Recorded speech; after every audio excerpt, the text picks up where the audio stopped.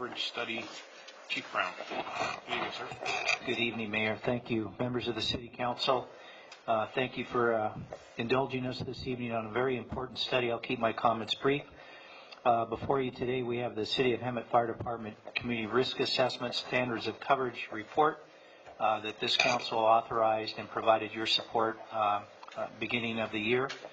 This was recently completed in August, and without further ado, I'd like to introduce our Senior Project Lead, Don Biven, who will give you an overview. Good evening, sir. Thank you.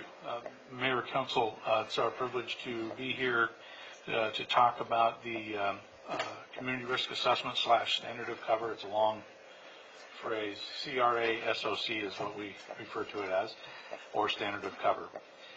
Just a real quick comment before we get started. The report reflects 2017 data and meetings that occurred in March of this year. We recognize that fire departments and organizations evolve as time goes on. This report is a snapshot in time. We recognize that the fire department has done some things that actually align with recommendations that we have in the report, so there is some movement going forward. So some of the information that we'll show you will be very recently dated as a result of hiring of some additional people and staffing of an additional rescue unit and some other issues that we'll bring up as we run across those. So just wanted to make that point. Before we get too far down that road, just a little bit of introduction. I'm Don Bivens. I'm the project manager for this particular project. I'm from Emergency Services Consulting International, ESCI. We are the authors of the earlier report that was done a couple of years ago for the Hemet Fire Department. And with me is Joe Parrott, who is our primary analyst on this report and has done the granular evaluation of the data that is contained in the report. We're going to be sharing the presentation tonight, and so we'll be handing the baton off from time to time. We recognize you have time constraints, so we'll try to move through as quickly as possible, but if you do have questions, please feel free to stop us and pose that question, and we'll do our best to answer it. So this report is a reflection of the Congress on Fire Accreditation International's standards for standards of coverage, and it is a 6th edition, or the most recent iteration of the standards for establishing industry best practices and an agency's evaluation compared to those industry best practices.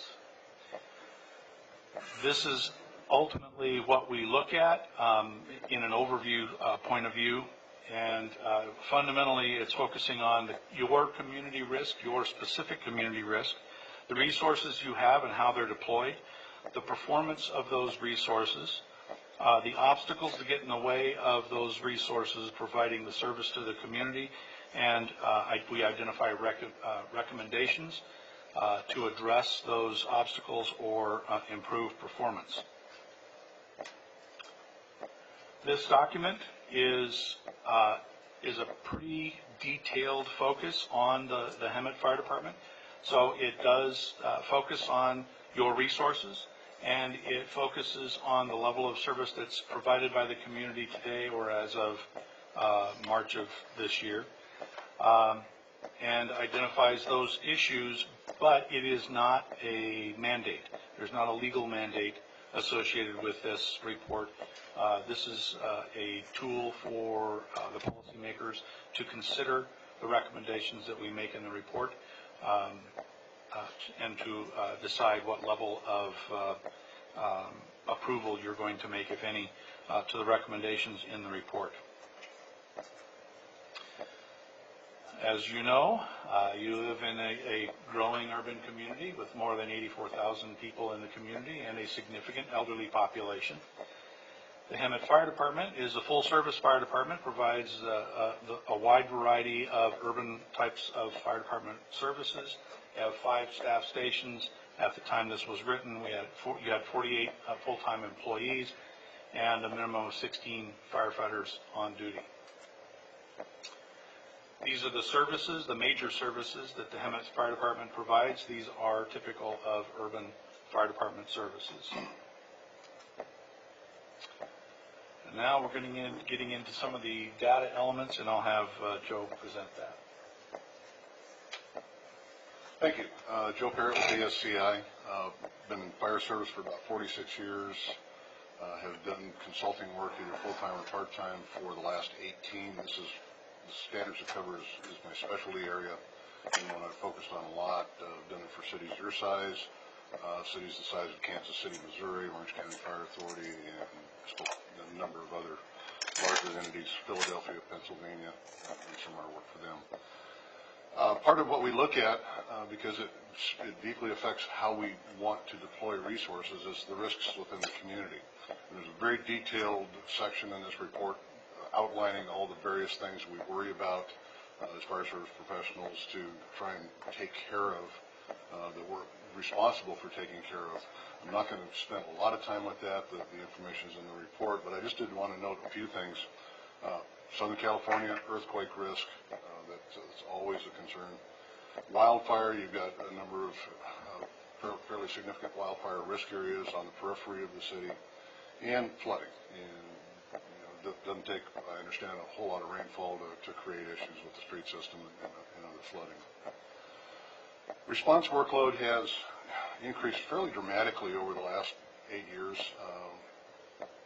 About a 38.9% increase, mostly driven by emergency medical service requests. Last year, 2017, a total of 16,900 plus calls, 82.5% were emergency medical. And I think that's reflective of the age of the population within your city and the percentage of seniors within the community. We look at workload temporally by time of year, time of day, and such. By month, nothing changes really a lot. It's pretty consistent across the month. Workload is also fairly consistent across the weekday, where we have a lot of tourism influence and such. We might see some more significant variations. But the one that typically shows a lot of variation, and definitely does in your case, is by hour of day. During the early hours of the morning and night, there's not a lot of activity. Activity is generated by people up and moving and getting sick and hurt and starting fires and doing those kinds of things. Once they wake up and start getting active and moving about, workload increases. Your peak period runs between about 9 o'clock in the morning until about 8 o'clock at night, which is when, over the last 3 years, it has shown most workload. So this is when your response crews are the busiest, and then it starts slowing down again as you get into the night hours. Concentration, response activity typically follows population. 100% of emergency medical incidents are because somebody got sick or hurt. About 70% of all fires are because somebody either did something they weren't supposed to, like put combustibles too close to a heat source, or didn't do something they should have, like maintain equipment and such. So we always see more response concentration in areas with the higher population densities, and this is very much the same in your case. Your crews are working very hard. They are very, very busy. What this chart shows is what we call unit hour utilization. So this is the percentage of time a unit is actively engaged in a response. We try and keep this number down about 10%, leaving about 90% availability. Your performance measures are based on the 90th percentile. So if we're trying to achieve a 5-minute, 20-second response time for the first unit to arrive at a fire, 90% of the time it needs to be available to make that response at least 90% of the time. You've got 3 response units, engine 1, engine 2, engine 3, well in excess of the 10%, and 1 right at 10% and growing. As we look at how workload's going to change into the future, we look at two things. One is population growth. Again, people drive response activity, and how often people utilize response services. And your community utilizes the fire department about 200 times per thousand population every year, which is a pretty significant number, and again, I think reflective of the larger senior population. If we look at purely how response system utilization has grown over the past, we can reasonably predict that this will be how response activity grows into the future. We're looking at roughly about 60,000 calls for service by the year 2040. If we look at just how incident rates have grown over the short time that we have information for, is going to be closer to the 40,000. That's still, both of those numbers are significantly more than the 16,000 responses last year. So there is definitely something going on here that needs to be paid close attention to, because if we can't drive that future workload curve down, it's going to really overtax resources, and likely you won't be able to keep up with it and maintain levels of service. Now we'll pass it back to Don to talk about what the community thought. We shared quite a bit of data once we had collected it and initially analyzed it, and provided an overview of that information to several groups in your community. We had a business group of 7 folks representing business interests in the community come together as a group, and we walked them through a structured survey to elicit responses to specific questions. We did likewise for a citizens group where 6 citizens came together and went through a similar process. There were many more that were invited, but those were the numbers that came. And then we also focused internally, and we invited mayor and council. We invited the city manager, the Firefighters Union Executive Board, and the firefighters themselves, a cross-section of firefighters that were on duty, and came together, and we had the interviews with the council members and the mayor individually, and the city manager, the executive board as a small group, and the Hemet firefighters as a larger group. We'll provide you the feedback here. The folks were asked to identify the planning priorities from their individual perspectives. These are the various planning elements, and these are standard. This is typically what we ask communities when we come in to do this type of an assessment. And the higher the number, the higher the priority. It's a forced choice process where the individuals had to choose, given technical competence, for example, and maintain response time, which of the two is the most important to you? And they had to respond to that. And then following, technical competence and improving response time, which one is more important to you?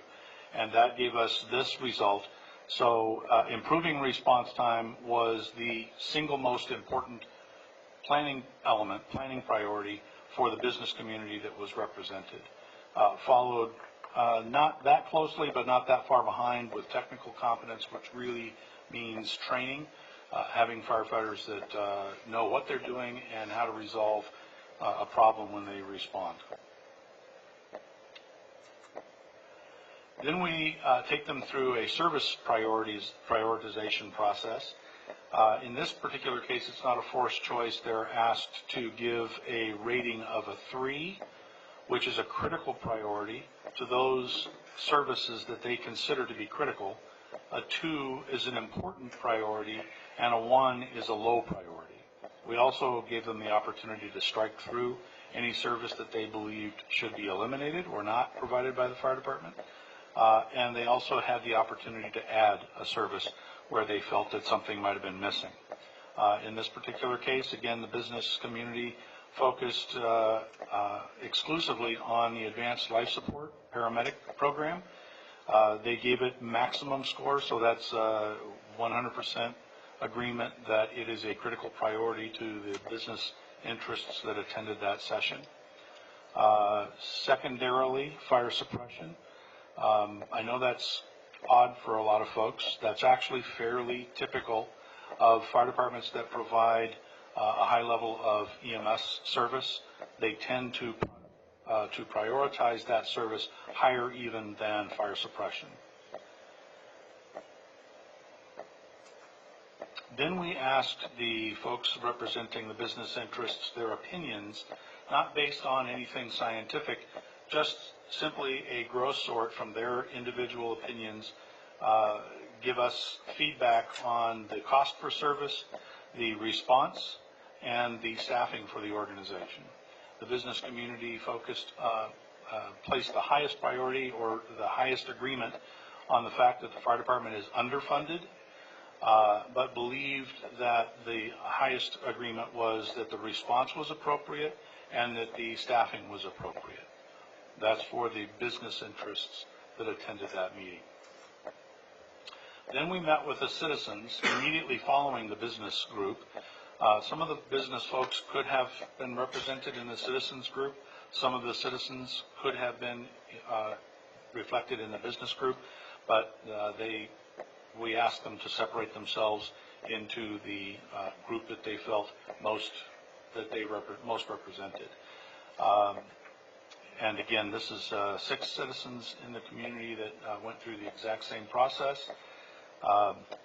Again, planning priorities, technical competence was the highest. Maintaining response time and improving response time were almost tied, improving slightly higher than maintaining. If you take those two together, there is a high degree of correlation about concern related to response time. So that's a high priority for the community, at least the citizens that attended. In the service priority, again, the 3, 2, and 1 scoring, there was agreement between the citizens and the business interests that advanced life support was the most critical service provided by the fire department, followed by fire suppression and, to a lesser extent, disaster preparedness. Again, we gave them the same opinion poll, and they identified 100% of the folks that were there from the citizenry indicated that the cost was appropriate, the response is appropriate, but the fire department is understaffed. And so we recognize that some of those are incongruous. If there's an understaffing and it's an appropriate cost, how do you address the staffing issue? They weren't asked to solve the problem. They were asked to simply express their opinion in each of those 3 areas. When we interviewed the council members, the city manager, the firefighters union, and the firefighters themselves, we identified some broad themes. Those themes from council were that the fire department ultimately should operate as cost effectively and as efficiently as possible. That stands to reason. There was a broad agreement that the fire department is overworked. There didn't seem to be a lot of debate about that, and that there needs to be some relief. Something needs to give. And there was also a significant amount of commentary about the animosity that exists, or at least the perception of animosity that exists between labor and management, and between the Hemet Fire Department and the city itself, and that those issues need to be resolved. It keeps the organization and keeps the community from moving forward. When talking with the members of the Hemet Fire Department, these were their broad themes, that the demand for service is excessive, and there seems to be correlation with what the council indicated. Everyone knows that it's a problem, but doesn't do anything or doesn't do enough to resolve the problem. And ultimately, and this is kind of a subset of the HFD members, but it was a pretty strongly held belief that the Measure U funds may not be used quickly enough or appropriately, specifically focusing on increasing staffing for the fire department. There was a belief or a concern that it might not be used exclusively for increased staffing, or that it will take too long and the problem will manifest itself over time.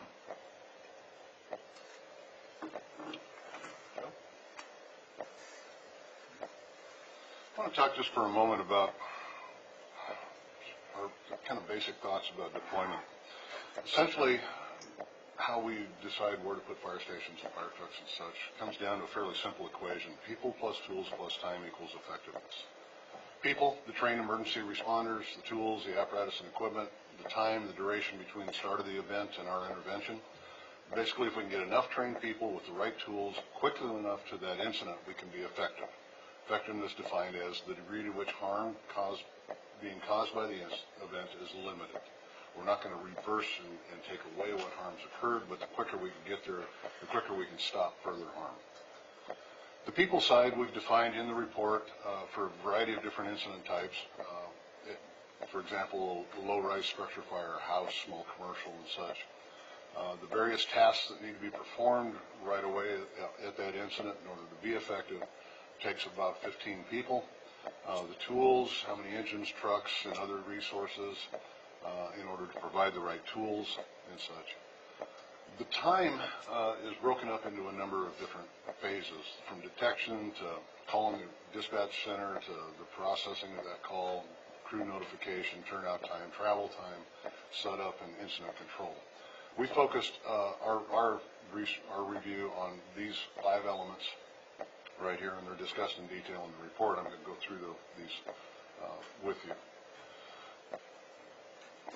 We seem to obsess a lot about time as firefighters and emergency responders, and there's really good reasons for that. In a typical fire, say in just a building like this, starts in the corner, the fire increases in intensity as it burns nearby combustible materials. At the same time, it's preheating other nearby combustible materials. It's generating smoke and other gases at the ceiling that are also combustible.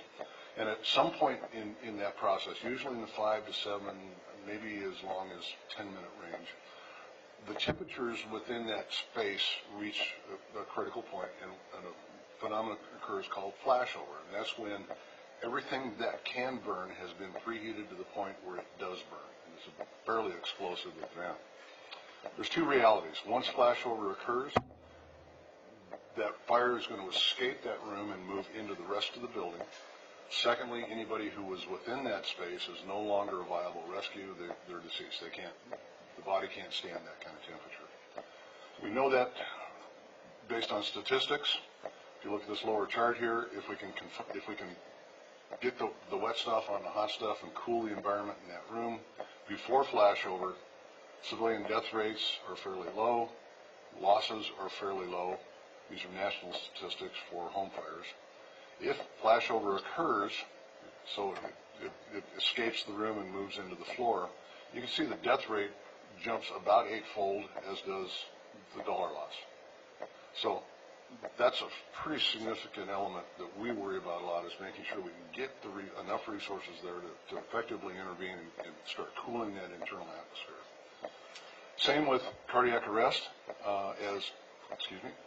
As time goes by, if intervention doesn't occur, CPR, automatic external defibrillator, the chance of surviving that cardiac arrest diminish quickly. It's not the only thing that we worry about with time. The trauma, from injury to surgery within an hour, STEMIs, ST elevated myocardial infarction, which Hammett does a very good job with, getting that diagnosed in the field, bypassing the emergency room, going straight to the cath lab for the stents or whatever intervention there's going to be, respiratory compromise, just a number of things that are time-critical events. Not everything fire departments respond to are, but many are, and we need to be prepared to deploy so that we can get to those events quickly. The time standards we use as benchmarks are national standards, from call answer time, how long does it take PD to answer the call process time, once they answer the call, how long does it take to query the caller and get information to the firefighters about the nature of the call and the location. Firefighters have to get suited up, get on the fire truck or rescue or whatever they're responding with, and initiate movement to the incident. Then there's travel time. How long does it take to get from where they're at to the incident itself. Turnout time plus travel time combined equals response time. And then finally, how long does it take to get all of the people and tools to the incident that are needed for, like, building fires and those other multiple unit responses. Call processing time, we asked HPD for information about how long it takes them to answer a call. We didn't get that information in time for the report, so I don't have that. It still would be an important piece of information to learn. But as far as their time it takes for them to process a call, they're doing a pretty good job. Targets at 64 seconds, and I think that says 47 seconds right there overall for 2017. We look at how performance is during across the workday or across the 24-hour period, because sometimes we can discover that the more work there is to do, the more responses, the more calls they're taking, the more incidents they're dispatching, the longer it takes to get that done. And in this case, it's very much the case. The blue line is responses by hour, and then the red line is their call processing time by hour. And so you can see a pretty direct correlation between workload and performance. This argues for adding some additional staff here probably, or automating some processes. Definitely worth looking at. Turnout time. There's some work to do here. Fire department's got some work to do to improve turnout times. We should be at 80 seconds for a fire or other kind of incident that they have to put on full turnout, full protective equipment, and 60 seconds for all other responses. For EMS, right now it's 2 minutes 23 seconds, and for fires it's 3 minutes 17 seconds. That's a long time, and much better performance should be expected. By time of day, again, based on workload isn't the problem. There's a very long turnout times at night. They decrease while firefighters are up and active, but it's still well in excess of national standards. Travel time. This was an interesting one. For EMS in 2017, it was 7 minutes 40 seconds from the time the vehicle began moving to the incident until they got there, and 7:39 for fire incidents, about the same number. The target here, based on the performance goals, it would be 4 minutes. So it's much longer than it should be. So we looked at, by hour of day and workload. Workload, the best performance is during the busiest part of the day. We're not seeing any rush hour spikes like might be expected in a busy commute situation. It's just generally long all the way across the clock, which, as we look at the workload, and I'll talk more about workload here in a couple minutes, argues that this system is, the resources in the system are working so hard that their availability is reducing the system reliability. So in other words, what that means is the fire truck or response unit in the station that call occurred in wasn't available. It was already on a call somewhere else, so somebody from farther away had to come in and handle the call. This is a model of 4-minute travel time from each of the fire stations in your system. And this is based on posted speed limits, the fact that the fire truck's going to have to slow down to make a corner. It's a GIS model, and it shows that the city is pretty well covered currently by existing fire station locations. In fact, over 94% of all incidents in 2017 occurred within 4 travel minutes of the fire station. But we're still seeing travel times well in excess of 7 minutes. So again, that says it's not a coverage problem, it's a resource availability problem, and that really needs to be focused on hard as we move forward. If we look at what surrounding agencies can do for you, if there was strong automatic aid agreements, we see there's some opportunity from this station to help serve up in here. Clearly this station in this annex area out to the east, but not much elsewhere. So the balance of your city system really needs to be served best by your own resources. In fact, all of your cities should be served best by your own resources, but there are opportunities through automatic aid to augment that in assist with that. Response time is from the time the call is dispatched to your resources until their arrival. So it combines turnout time and travel time. Right now, in 2017, it was 9 minutes 40 seconds for all priority incidents. Again, by hour of day, we see the influence of the longer turnout times at night here, but generally in this, just about, this range right here. Received to arrival time, this is from the customer's point of view. Their first contact with emergency services is when they pick up the phone, dial 911, and the person on the other end says, 911, what's your emergency? That's their point of reference until that help arrives to help them not have that problem anymore. Right now, that's taking just over 10 minutes overall for priority events. When I say priority events, these are events fire truck or rescue responded, lights and siren, all the way to the scene. Again, by hour of day, we see the similar thing. Long turnout time at night influence here, but the balance is fairly consistent across the rest of the day. Effective response force, that is how long does it take to get all of the stuff there we need to be effective on that type of event. We looked at two. One was the low-rise building fire, and the other was moderate risk, or the commercial building fires. The call coding in the data system didn't let us differentiate between high-risk commercial and moderate-risk commercial, so I looked at everything based on moderate risk. We know that these are the numbers of resources that are necessary to be effective, the people and the tools. So during the 3-year period we looked at for low-rise fires, residential fires, it took over 17 minutes in 2015, just over 12 minutes in 2016, and 19 plus minutes in 2017. At no time was the full effective response force delivered to a commercial fire based on the resources that were identified. This is a frequency distribution chart, so you can see that on there was 29 total during these periods that got the full effective response force. 5 of those had a 12-minute response. 3 of them had somewhere between 11 and 12 minutes. But you can see there's a lot of them out here in the long range, which is what drove up these numbers based on a 90th percentile assessment. If we look at, this is again GIS modeling of your capability, assuming everybody's in their fire station ready to respond. The travel time allowed for this assessment was 8 minutes in order to meet that 9-minute, 20-second effective response force goal.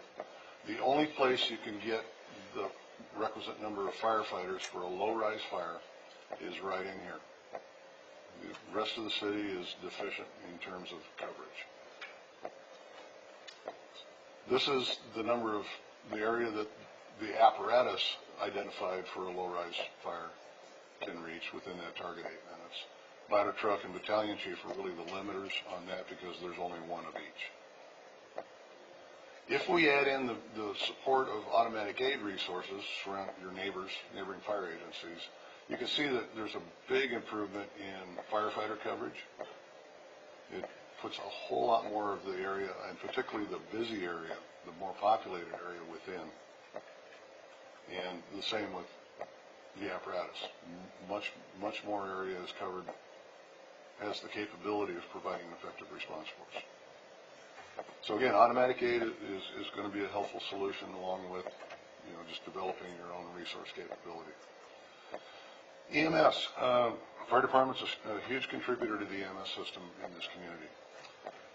EMS response times for the fire department, 9:43, 90% of the time. AMR, your ambulance provider, is almost 15 minutes. So your crews are getting there better than 5 minutes ahead of the time at the 90th percentile.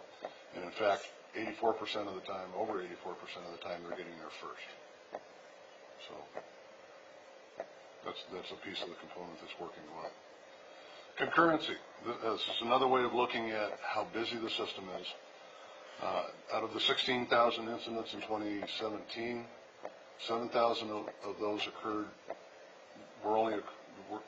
had only one incident going at a time. 6,000 times there were 2 incidents in progress at the same time.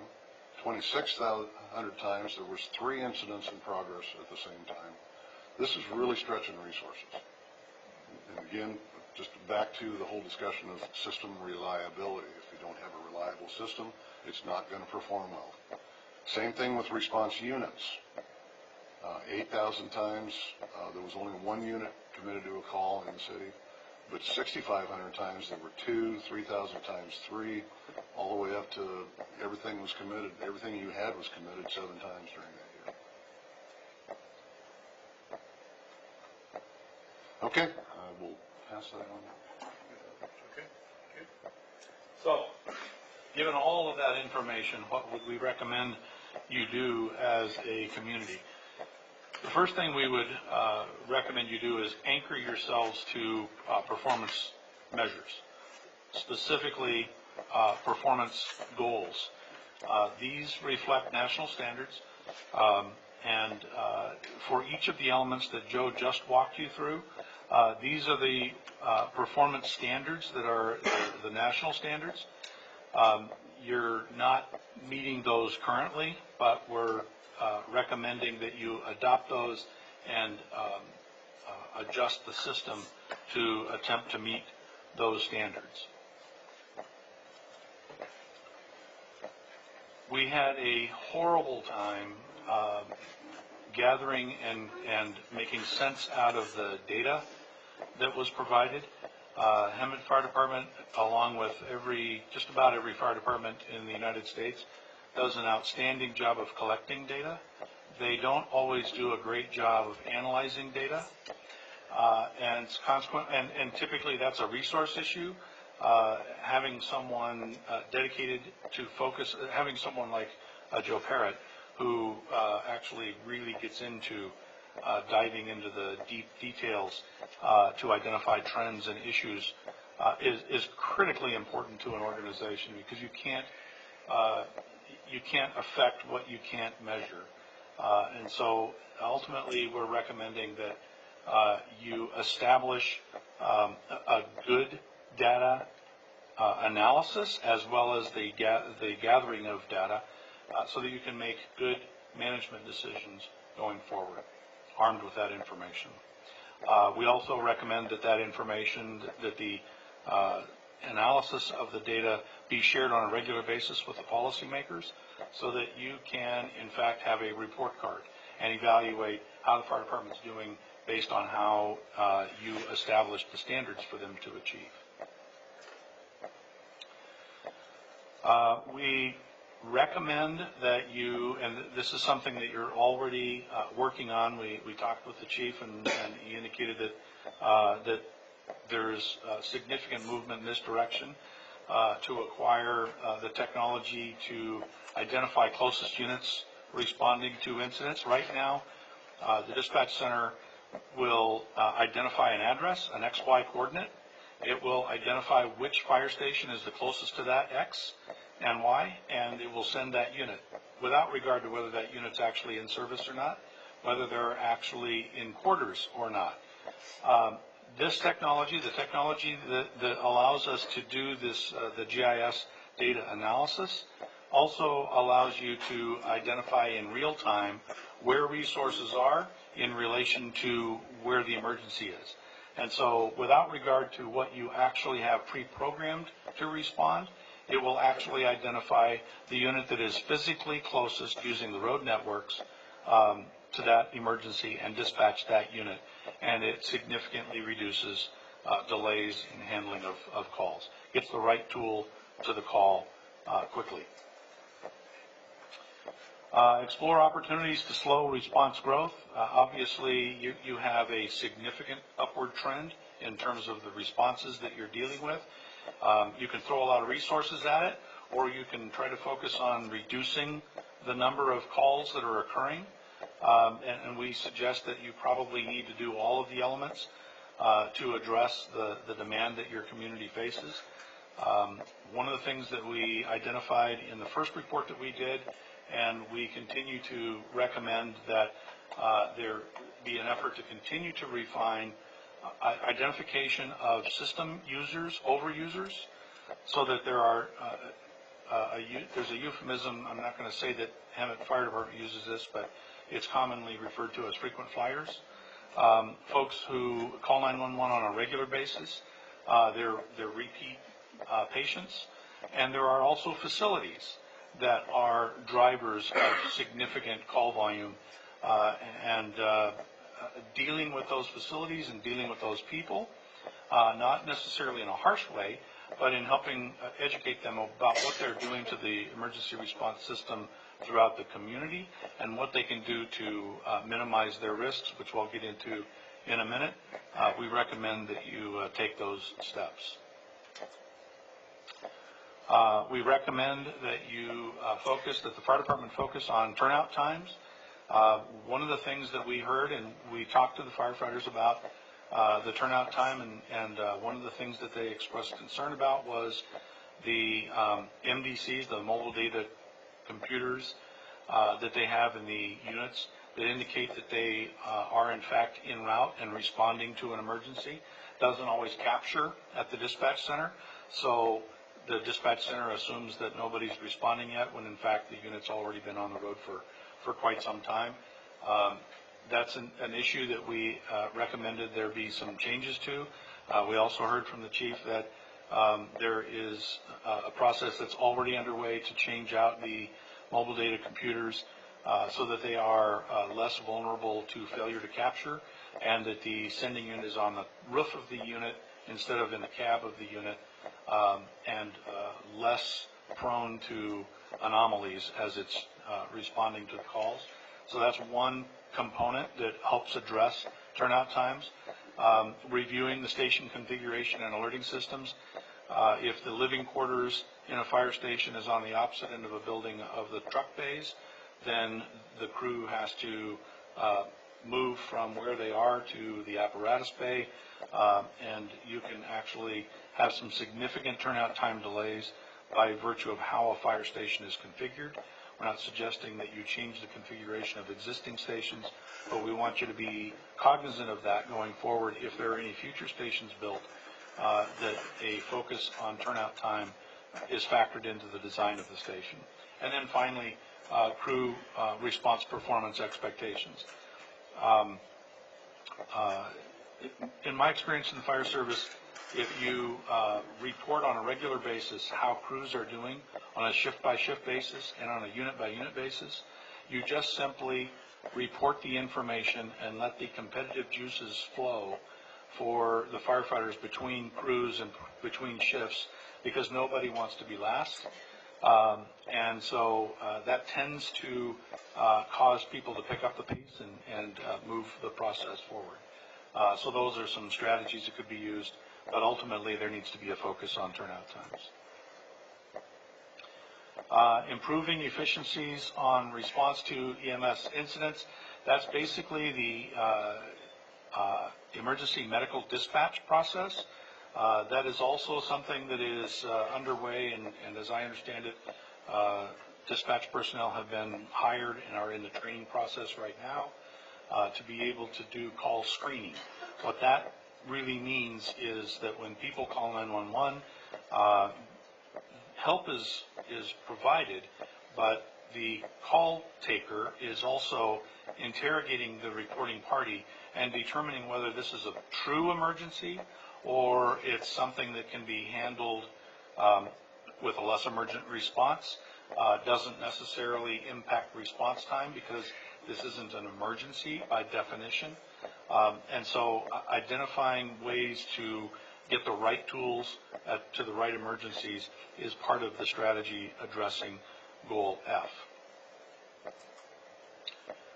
Goal G, I'm going to let Joe talk about. He actually developed the queuing analysis that is reflected here. I want to explain this chart in some detail. So if we look at Fire Station 1, up until recently, it had one available response unit during the day and one available response unit at night. The same unit, same fire engine, but only one of those during each of those 12-hour periods. Based on its workload, how many calls occur per hour, and how long it takes to service one of those calls, we are able to calculate what the likelihood is that that one response unit would not be available for the next call. And we know that concurrent calls occur quite frequently. At the time we did this, the likelihood that that one unit would not be available, requiring a response from a unit farther away, was over 45% during the day and 23% at night. Same with Station 2, 1 and 1, likelihood of probability of wait. I'm trying to keep these numbers at 10% or less, again, back to the 90th percentile response goal. Station 5 was the only one in the system that, during the 24-hour period, only had probabilities of wait below 10%. So how do you fix that? Well, you reduce the call volume. That's not going to happen. Or you add additional resources, servers, to the system so that the customers coming in can be served promptly.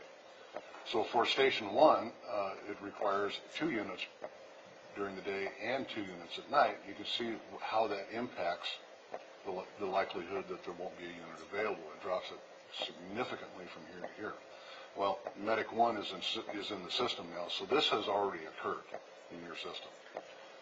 Stations 2, 3, and 4 also need additional resources in order to drop that probability down to a reasonable level. Station 4 only during the day, but not at night. It's at 6.8, it's still perfectly acceptable at that point right there. So what we're suggesting is, instead of the 5 and 5, that during the daytime hours there should be 9, and during the nighttime hours should be 8.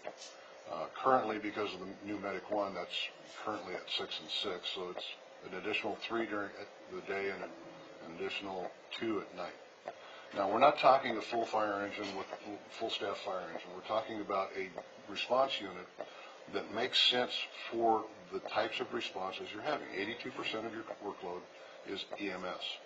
If we can get a smaller unit with appropriate staffing, paramedic levels, to still provide advanced life support, that can take those EMS calls, we do several things. One is we improve system reliability because we're dropping these numbers down to where they need to be.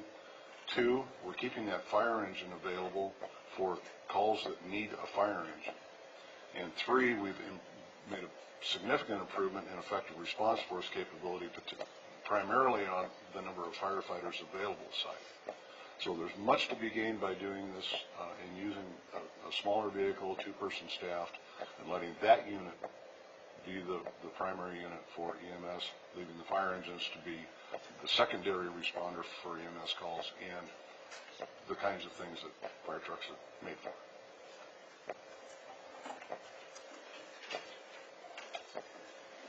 Goal H is to implement the community reduction strategy, community risk reduction strategy.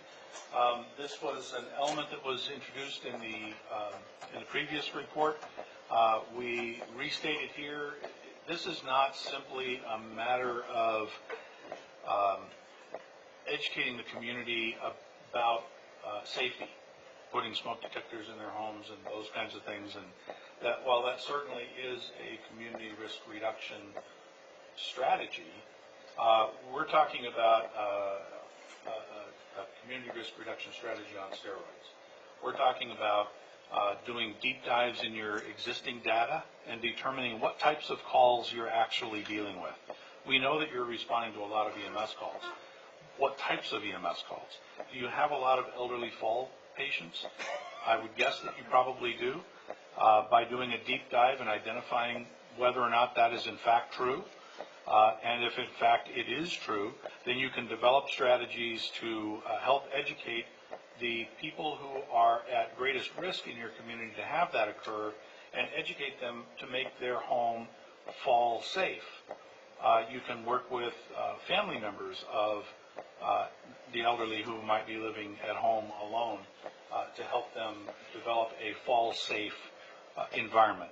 If you have a lot of fires started by candles, that will be borne out in the data, and your ability to educate the community about the proper use of candles and safe distances from combustibles, those kinds of things. But really connecting, not just having broad national strategies related to addressing the risk and reducing the risk, but HEMIT-specific risks and developing strategies to specifically address those risks is what's envisioned here.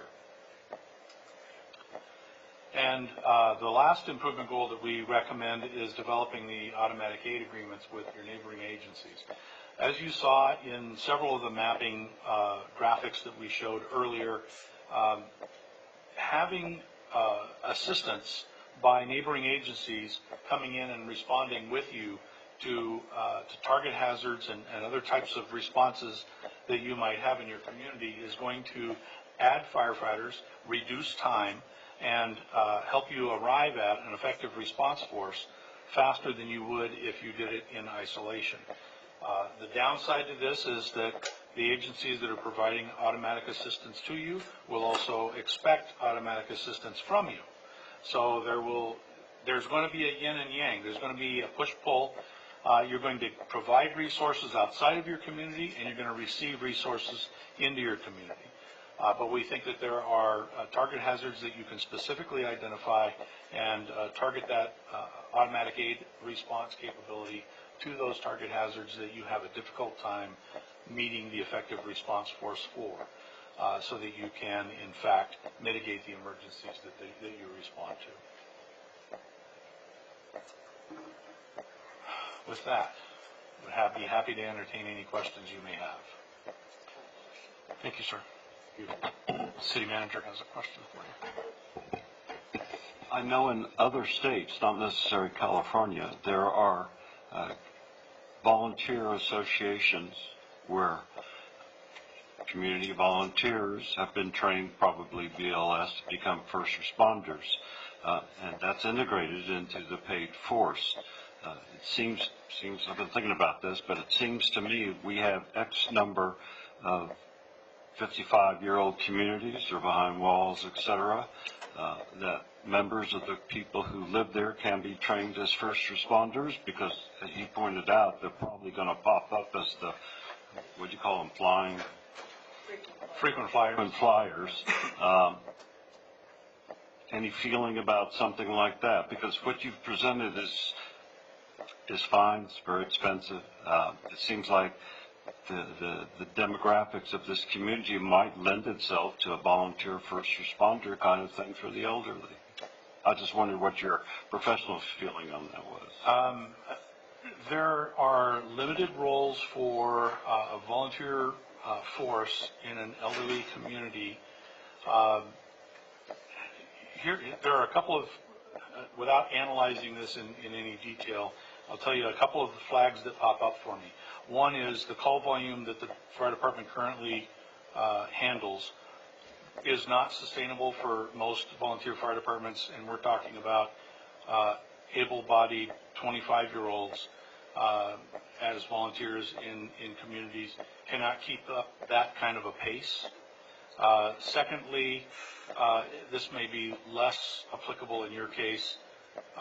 Volunteers typically are more available at night and on weekends than they are during the day because they are otherwise engaged in gainful employment. If you're talking about a retirement community, they're likely not engaged in gainful employment, so they might be more available. They will also be less physically able to offset responses. Having said all of that, I would say that there is a tremendous opportunity to engage in and develop a volunteer response that would not be first responders, but would be community activists, would be community educators. There is a program called Fire Corps in the United States that is funded by the federal government, and it allows you to establish citizen volunteers who help deliver the education to make homes, senior elder fall victims safe, those types of things. that kind of a program, I think, would be totally appropriate. In fact, a good idea to pursue. But in terms of providing them as first responders, first, volunteers are not free, despite how it's perceived. Secondly, the training burden is overly burdensome for most folks. And C, specifically dealing with the circumstances that you've lined out,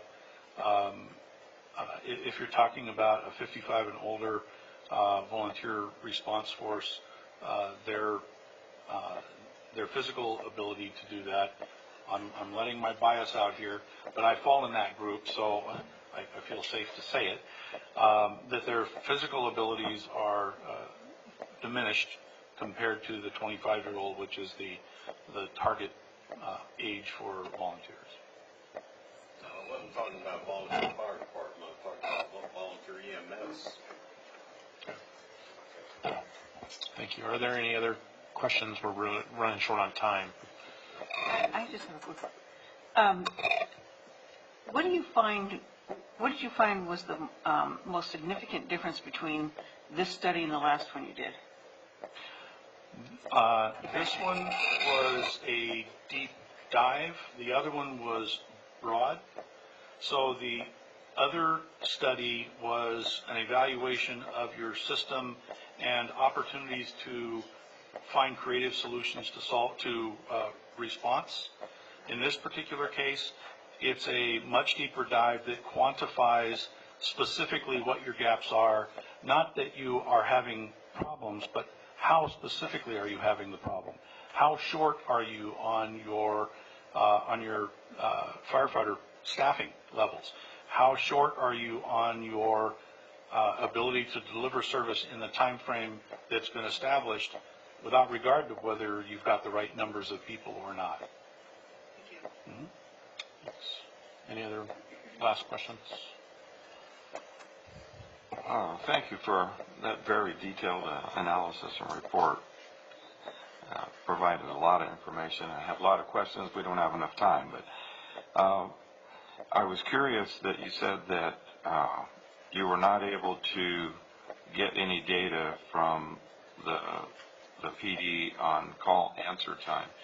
Is that because I don't have an ability to track the time frame from when the 911 call rings in and somebody actually answers it? Is that something lacking in our data retrieval? I don't believe that's the case, but I can't say for sure. I've made the request a couple of different times for that information. It was promised, but it just was never received. So I don't think it's a lack of capability. Okay.